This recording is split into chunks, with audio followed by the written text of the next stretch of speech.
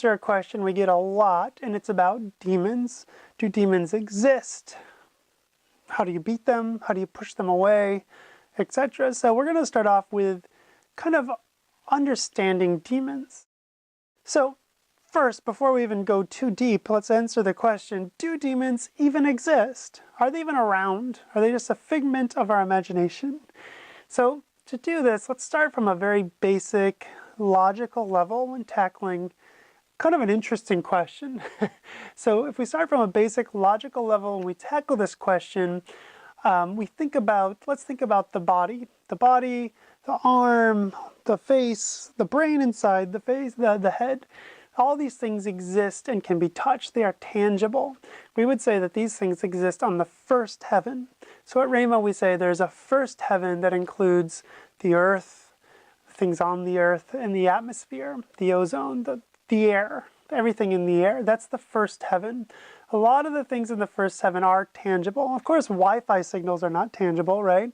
So there are things that are not, but many, many things are. And then we go to the second heaven. The second heaven is considered to be space, the cosmos, the universe, time-space. All that is generally, the universe is an expanding spherical object.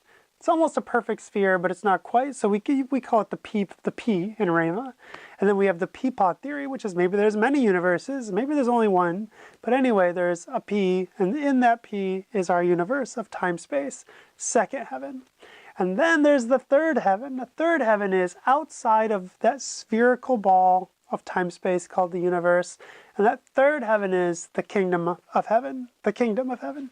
And that's where God is, that's where the resting place is, Jesus is, etc.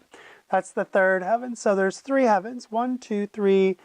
This is the first heaven. The reason I'm going through all this is because our brain might exist on the first heaven. It might be tangible. You might be able to touch it if I could somehow go through my skull, which I don't want to do.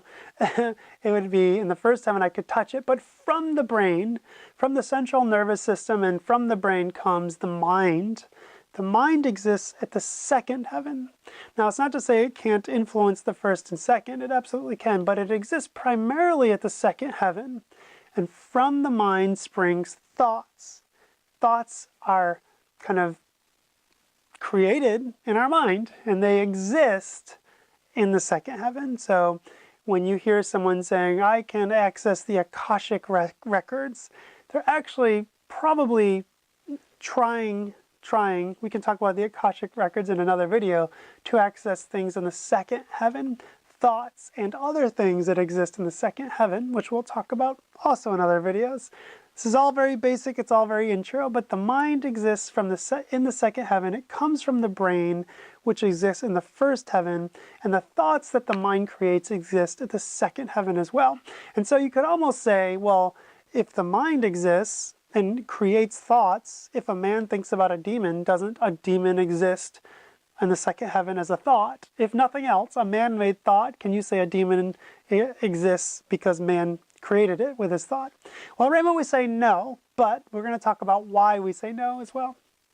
So, on what level of reality and in what dimensions or heavens do demons exist? Well, we say that they don't exist in the second heaven as thoughts. So, in what reality and what dimensions do they exist? I should say that I don't personally believe, in Rhema, the Institute doesn't believe that demons exist on all levels of heaven or in all states of being. The universe is not some equal battleground between a god of good and a god of evil, and both of these gods are equal and they're battling it out, kind of like a yin and yang. You know, there's the black and the white and the yin and the yang, and they're battling. It's not that. And there's not a perfect balance. They're not keeping perfect. There is good and evil, but there is a God above that yin and yang. There's a God above the good and evil. And there's only one God, and He is the Alpha and the Omega. He is the creator of all things and the master of all things, and He created all things good. But because He's a good God, He gives all things He creates choice, and some choose to be evil. So some of the angels chose to be evil. So that is just the way it is. So what is evil, though? Like, how do you choose to be evil? What does that even mean, evil and good? Well, God, as I said, is good and creates things good, and He's been described throughout history and all throughout the Bible, and definitely at Rhema as light. God is light. God is goodness. God is love, purity, peace. God is charity. God is more, all the good stuff. But a lot of times, like light, the God of love, this kind of thing. So if that's what God is, what then is evil? What is evil? Well, to put it very basically, evil is a lack of light. Evil is dark. Evil is darkness. And a good metaphor, a good way to remember this is space in the cosmos is dark. Space is cold. Space is void. There's not a lot in space. And that is primarily where the devil and the demonic live.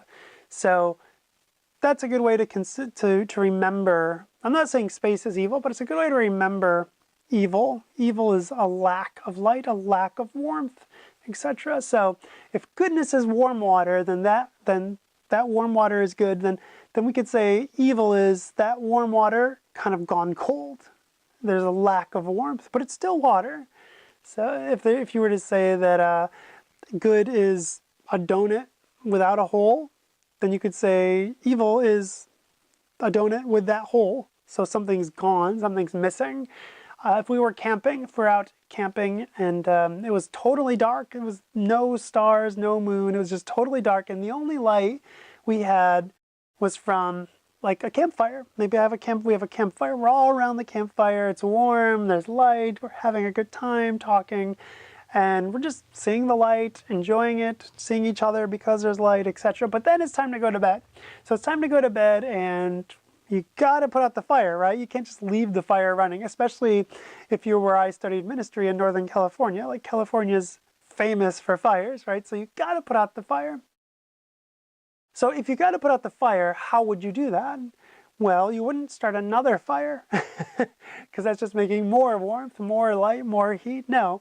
So you would have to put out the fire, and you would do that by taking some water and pouring it over the fire, and that creates a dark atmosphere. It extinguishes the light, it extinguishes the heat.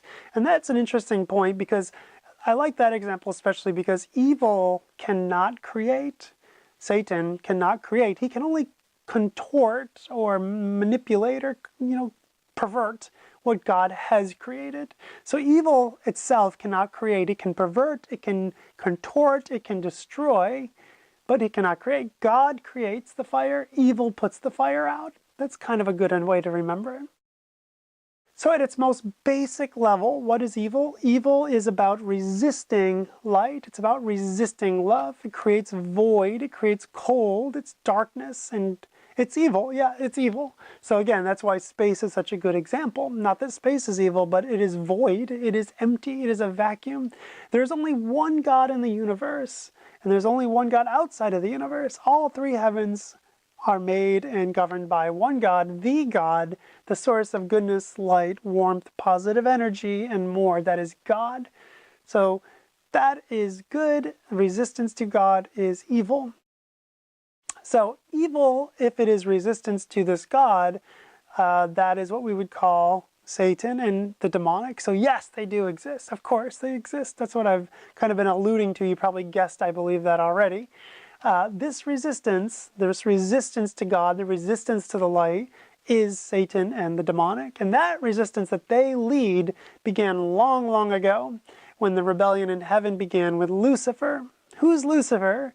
You probably heard the name. You may have heard it in context of Christian circles. You might have heard it in the context of New Age circles. You might have heard it in other contexts. But Lucifer, to make a long story short, is the archangel of heaven. He was the leader of heaven. He was the head angel of heaven, beautiful and everything like that.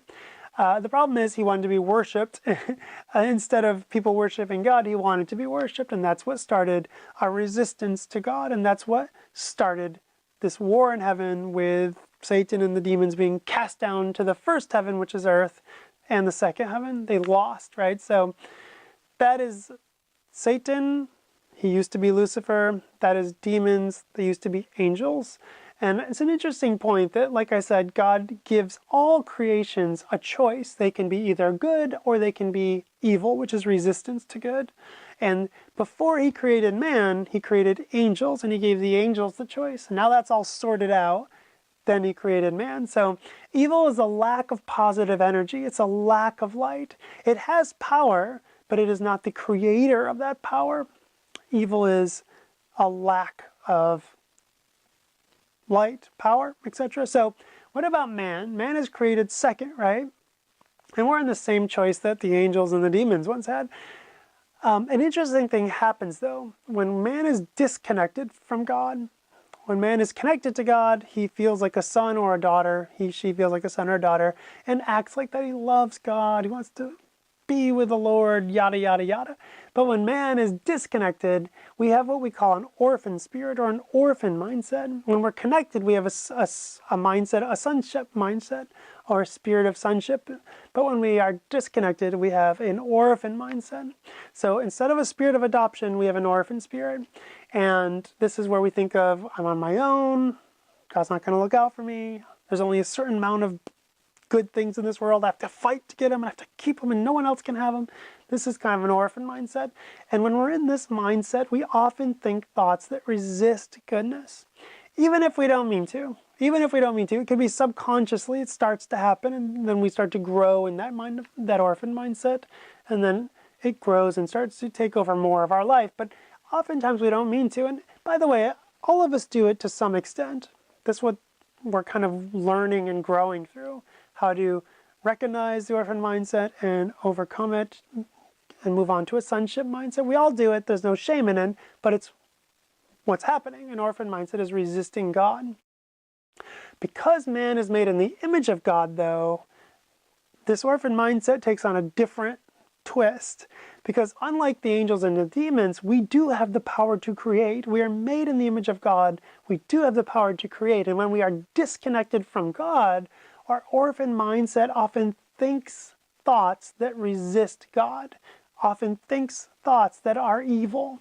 And whenever we think a thought, that thought creates what we call a thought flag. And the thought flag exists in the second heaven because thoughts in the mind exist in the second heaven. So our thoughts create thought flags. And by the way, if we are connected to the Lord and we have a spirit of sonship, we create light flags in the second heaven. If we're disconnected and we have an orphan mindset, we create dark flags in the second heaven. You can create flags either way. Now, before I go on, I want to say, I'm not talking about you're walking down the street and you think a thought and it's like, oh, that's a bad thought. No, that's not creating a thought flag. Creating a thought flag is thinking a thought and thinking of it again and again and ruminating on it and expanding it and finding comfort in it and just going along that train of thought, partnering with that thought. That's what creates thought flags. These thought flags are very, very, very visible to any being existing in the second heaven. Demons and angels can see thought flags very easily. They live in the second heaven, so they see them very easily. Dark flags and light flags. So in our next video, I'm going to go into what is a thought flag. I kind of got a little bit on that, but we're going to go deeper into what is a thought flag, how does it work, what happens, etc. And then we're going to take it even further along this demonic, angelic talk. But for now, let's end it. I hope you have a great day, and I'll talk to you later.